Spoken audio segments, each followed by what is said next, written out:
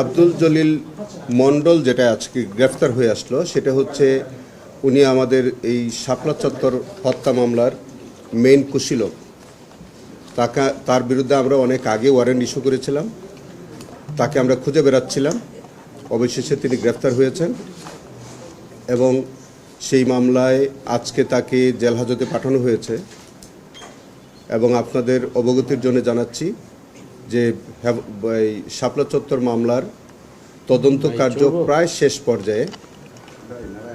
আমরা খুব আশা করছি যে খুব সহসাই আমাদের তদন্ত কার্য শেষ হবে এবং এই মামলায় আমরা রিপোর্ট দাখিল সাপেক্ষে ট্রাইব্যুনালে ফর্মাল চার্জ আমরা দাখিল করতে সক্ষম হব।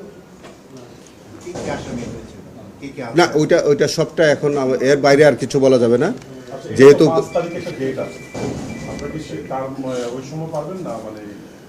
আমরা খুব চেষ্টা করতেছি যে আগামী তারিখের মধ্যেই রিপোর্ট দাখিল সাপেক্ষে আমরা ফর্মাল চার্জ দাখিল করব। আমরা চেষ্টা করছি, যেহেতু ইনভেস্টিগেশনের বিষয়ে এর বাইরে আর কিছু আমরা এখন প্রকাশ করতে পারছি না। তবে আমরা যেটা আবারও বলছি যে আমরা খুব সহসাই এই শাপলা চত্বরের মামলাটি আমরা বিচার শুরু করার জন্য আমরা প্রয়োজনীয় পদক্ষেপ নিচ্ছি, যাতে এটা রিপোর্টটি খুব তাড়াতাড়ি সাবমিট হয় এবং ফর্মাল চার্জ দাখিল সাপেক্ষে এইটার বিচার কার্য শুরু হয়। এই বিষয়ে আমরা তৎপর। এর বেশি তো আর বলা যাচ্ছে না।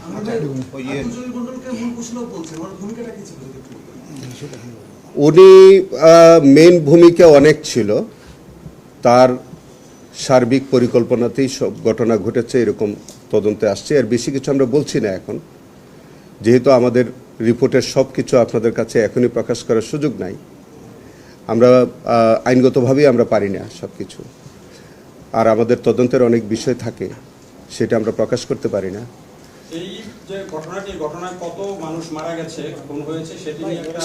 সেটার পরিসংখ্যান আমরা মৃত ব্যক্তিদের তালিকাও আমরা অলমোস্ট পেয়েছি এবং আরও আমরা অনুসন্ধান করছি আরও আছে কিনা। সম্পূর্ণাঙ্গ রিপোর্ট আপনারা ইনশাল্লাহ পেয়ে যাবেন আগামী তারিখের মধ্যে ইনশাল্লাহ। সোফার আমার মনে হয় যে, আমার ঠিক মনে নাই, তবে 15-20 জন হতে পারে। অনেক আসামি হবে, অনেক আসামি। এটা আপনি বেনজির থেকে শুরু করে আচ্ছা ঠিক আছে, এগুলো আমরা পরে আরো প্রকাশ করি। একটু please wait till submission of police report. সবাই আসবে, সবাই আসবে, যারা কনসার্ন আছে, যাদের এই শোনেন, এই শাপলা চত্বর ঘটনায় যারা আসবে সেটা রাষ্ট্রের প্রধান ব্যক্তিও যদি হয় এবং পিয়ন পর্যন্ত যদি হয়, আমাদের তদন্ত থেকে কেউ বাদ পড়বে না। অপেক্ষা করেন, ইনশাল্লাহ পেয়ে যাবেন। আর আপনাদের আরেকটা প্রশ্ন ছিল যে আমাদের সাবেক মন্ত্রী, আমাদের ট্রাইব্যুনালে বিচারাধীন মামলার আসামি জনাব কামরুল ইসলাম সাহেব, তার পক্ষ থেকে একটা দরখাস্ত দিয়েছিল গতকালকে তাদের আইনজীবী ট্রাইব্যুনালের নজরে এনেছিলেন। তিনি অসুস্থ বলে দাবি করেছেন, আর আজকে তারা একটা দরখাস্ত দিয়েছে উন্নত চিকিৎসার জন্য। যেহেতু এটা আজকে কার্যতালিকায় ছিল না, আগামী কালকে এটা কার্যতালিকায় আসবে এবং তার কি রোগে তিনি আক্রান্ত এগুলি নিশ্চয়ই তাদের দরখাস্তে আছে। আমরা দরখাস্ত দেখব, যদি সত্যিকার অর্থেই তার চিকিৎসার প্রয়োজন হয়, সেক্ষেত্রে তো মানবিক কারণে তিনি চিকিৎসা পেতেই পারেন। একটা জিনিস আপনাদের অবগতির জন্য জানাচ্ছি, যে সেটা হচ্ছে যে বিগত সরকারের সময় আপনারা জানেন যে আমরা আমাদের প্রিয় নেত্রী বেগম খালেদা জিয়ার চিকিৎসার জন্য কিন্তু আমরা আবেদন করতাম, বারবার আমরা আবেদন করতাম, কিন্তু সেই আদেশও আমরা পেতাম না। কিন্তু আমরা সেই অমানবিক কাজটা করতে চাই না। আমরা মনে করি বিচারের মতো চলবে। মানুষ হিসেবে তিনি যদি চিকিৎসার প্রয়োজন হয়, সেটাও যথাযথভাবে তিনি চিকিৎসা নেবেন এবং সেই বিষয়ে আমরাও ট্রাইব্যুনালকে বলবো যে কোনো একজন আসামি যদি সত্যিকার অর্থে তিনি চিকিৎসা পাওয়ার সুযোগ থাকে, তিনি যেন চিকিৎসাটা পান। আবুল হাসনাত আবদুল্লাহ সহ মোট 4 জন আসামি, না মোট 4 জন আসামি। এটা একটা ভয়াবহ অভিযোগ।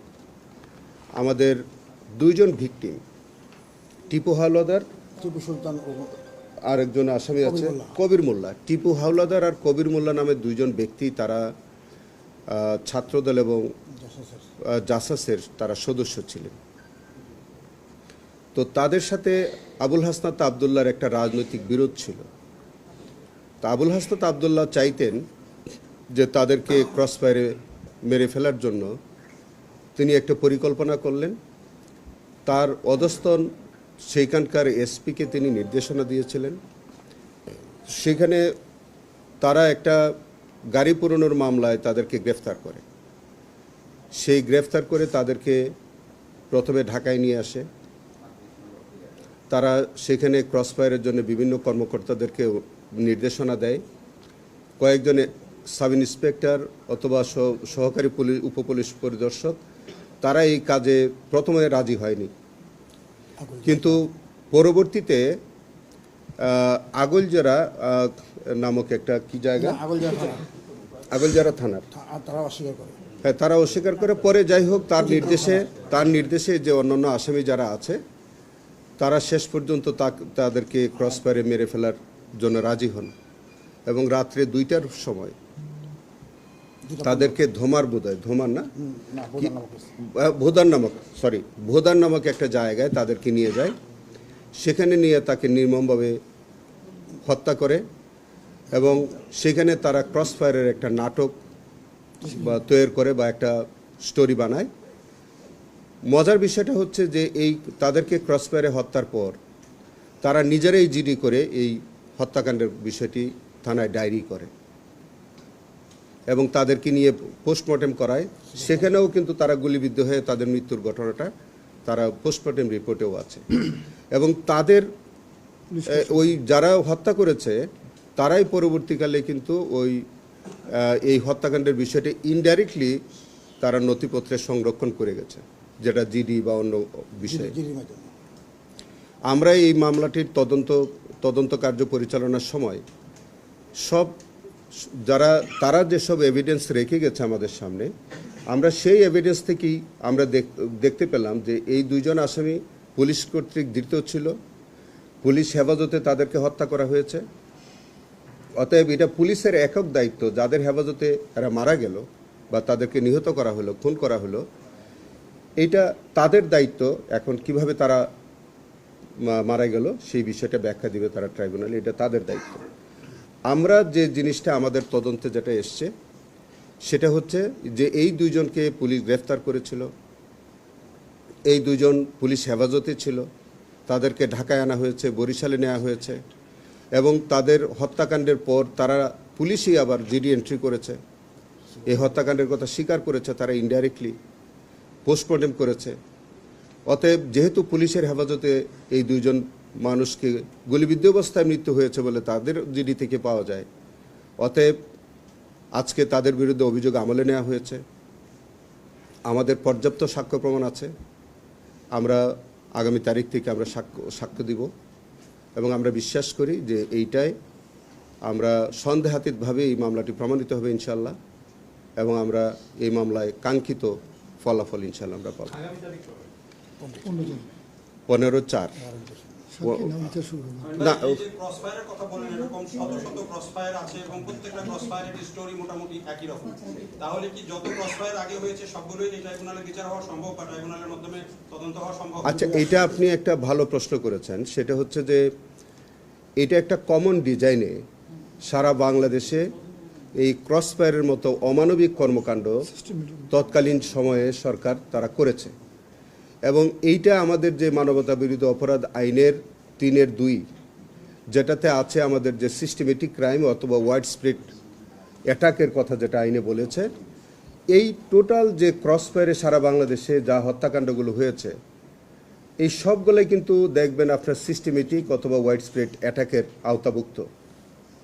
এটা একটা মেটিকুলাস ডিজাইন বা কমন ডিজাইনে তারা প্রত্যেক জায়গায় যাদেরকে তারা টার্গেট করেছে, যারাই সেই সরকারের মতের সাথে অমিল হয়েছে বা স্থানীয় নেতৃবৃন্দের সাথে মতের অমিল হয়েছে, তারাই পুলিশকে ব্যবহার করেছে, পুলিশ আবার তাদের সাথে সহযোগী হয়েছে এবং তারা তাদেরকে বিভিন্ন জায়গায় নিয়ে গেছে, অস্ত্র উদ্ধারের নাটক করেছে, সেখানে তাদেরকে ক্রস ফায়ার করে একটা মিথ্যা স্টোরি তারা জাতির সামনে বলেছে।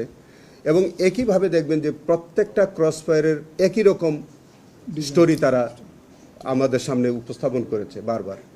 তো সেই কারণে এটা অবশ্যই সিস্টেমেটিক ক্রাইম এবং একটা ওয়াইড স্প্রেড অ্যাটাক, এবং এটা আমাদের মানবতা বিরোধী অপরাধের 3-2 আওতাভুক্ত অপরাধ।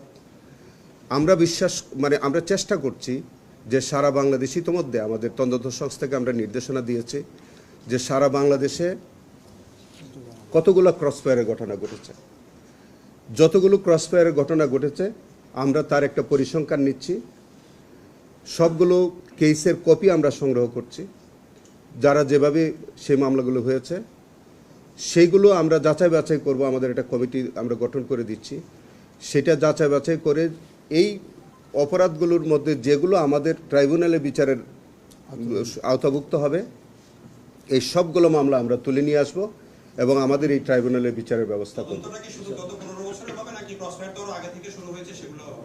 আচ্ছা, এইটা আমাদের ট্রাইব্যুনালের একটা প্রিভিলেজ আছে।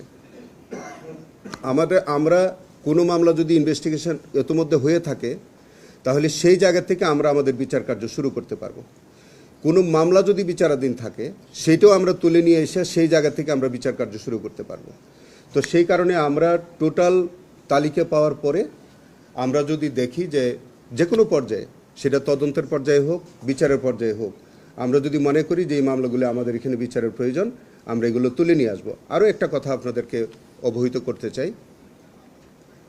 আপনারা জানেন যে গত 16 বছর অথবা আমাদের বৈষম্য বিরোধী আন্দোলনের সময় অনেক ঘটনা ঘটেছে, হত্যাকাণ্ড হয়েছে, আমাদের আহত নিহতের ঘটনা ঘটেছে, অনেক মানবতা বিরোধী অপরাধ ঘটেছে এবং সারা বাংলাদেশে বিশেষ করে 5ই আগস্টের পর থেকে বিভিন্ন থানায় বিভিন্ন রকমের মামলা হয়েছে, কোনটা কোর্টে হয়েছে, কোনটা থানায় হয়েছে, এবং কোর্টে যেগুলো হয়েছে এগুলোও থানায় গেছে। একই ঘটনার উপরে একাধিক মামলা হয়েছে।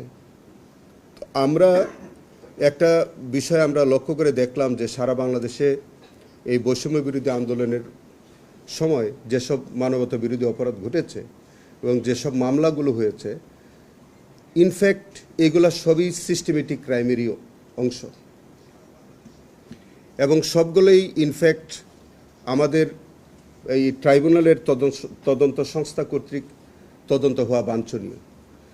কিন্তু আমরা কিছু কিছু মামলার ইনভেস্টিগেশন আমরা করতেছি, কিছু কিছু মামলার ইনভেস্টিগেশন ওই স্থানীয়ভাবে পুলিশ করে।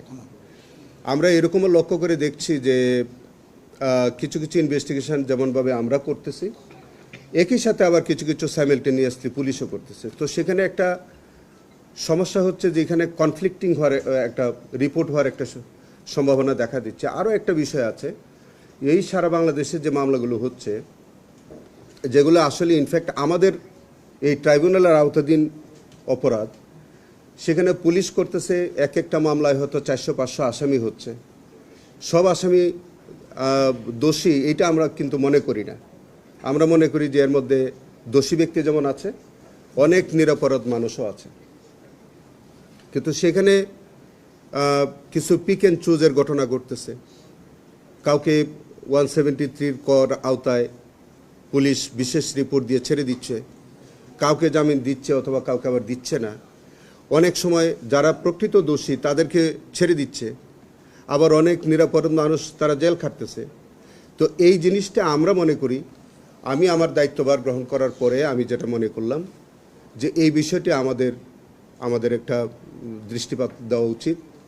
আমি ইতিমধ্যে আমার তদন্ত সংস্থাকে আমি নির্দেশনা দিয়েছি যে বৈষম্য বিরোধী আন্দোলনের পর, দ্যাট ইজ 5ই আগস্টের পরে যত মামলা সারা বাংলাদেশে হয়েছে সবগুলো মামলার তথ্য আমি চেয়েছি এবং সেটার তালিকা এবং মামলার কপি সহ এই সবগুলো মামলার কপি ইতিমধ্যে আমার কাছে প্রায় 500-700 মামলার কপি ইতিমধ্যে গতকালকে জমা হয়েছে। আশা করছি আর 1-2 দিনের মধ্যে সারা বাংলাদেশের এই সমস্ত মামলার কপি আমার কাছে ইনশাল্লাহ আসবে। এগুলো আমরা একটা টিম আমরা যাচাই বাছাই করব। এগুলো আমাদের তদন্ত সংস্থা কালেক্ট করেছে, আমি তাদেরকে বলেছি। এগুলি আমাদের তদন্ত সংস্থার এখতিয়ার হচ্ছে সারা বাংলাদেশে আমাদের জুরিডিকশন। সো আমরা যে কোনো থানায় যে কোনো পুলিশ সুপার বা আমরা যে প্রক্রিয়ার মাধ্যমে এগুলি আমাদের তথ্য আনতে হয়, সেটা আমাদের তো সারা বাংলাদেশে আমাদের জুরিডিকশন। তো সবগুলো মামলার কপি আমরা তুলে নিয়ে আসছি। 1 মিনিট আমি বলি, আপনাকে শেষ করি। সেটা হচ্ছে যে সবগুলো মামলার কপি আমরা নিয়ে আসছি। আমরা সবগুলো মামলা আমরা যাচাই বাছাই করে দেখব, এবং যাতে পিক অ্যান্ড চুজের ঘটনা না ঘটে, যাতে অপরাধী ছাড়া না পেয়ে যায়, যাতে নির্দোষ মানুষ আর সাফার না করে, এই উভয় দিকটা আমরা ওখানে আমাদের একটা টিম ওয়ার্কের মধ্য দিয়ে আমরা এটা অচিরেই নিষ্পত্তি করব। এবং পাশাপাশি আমরা নজর রাখব যে সারা বাংলাদেশের যে থানাগুলোতে সেই কেসগুলো হচ্ছে, যে সেখানে যাতে কোনো দোষী ব্যক্তিও যেন ছাড়া না পেয়ে যায়, কোনো নির্দোষ মানুষের যেন অহেতুক সেখানে জেলে না যায়, এবং এইটাকে কেন্দ্র করে যাতে কোনো বিশেষ মহল যাতে মামলা বাণিজ্যের নামে যে ব্যবসা, এটা যাতে না করতে পারে, সেটাও কিন্তু আমরা খুব শিগগির আমরা এই বিষয়ে আমরা প্রয়োজনীয় পদক্ষেপ আমরা নিব।